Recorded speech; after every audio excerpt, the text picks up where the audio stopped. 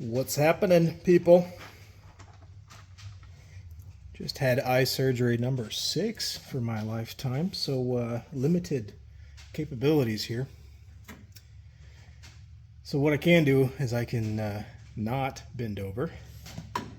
I can't be in dusty environments, so I'm going to do what I can and disassemble some of this stuff and prep for powder coating.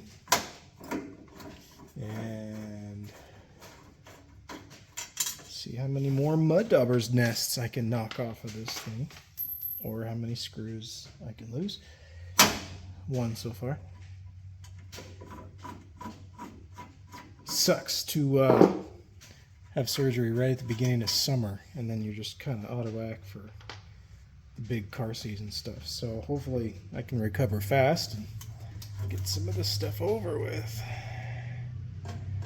Good Lord, that thing's like 20 pounds. Probably like 5 or 6 pounds, but still, just for a headlight bezel, they don't make them like they used to. That'll look good in black. What flavor of black? You'll find out later. I did get a little bit of work done on the motor yesterday. Got some blue paint. Got some new points on it. Some paint, new belts. What else did we do?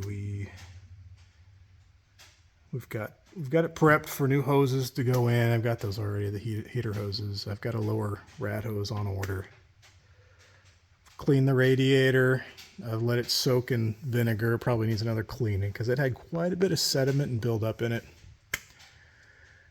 Still got to drain the trans, get that old fluid out of there. But this is what we're going to do for now, is just take it easy and get some of this stuff apart. Just prep. A lot of this stuff's got a lot of work sanding and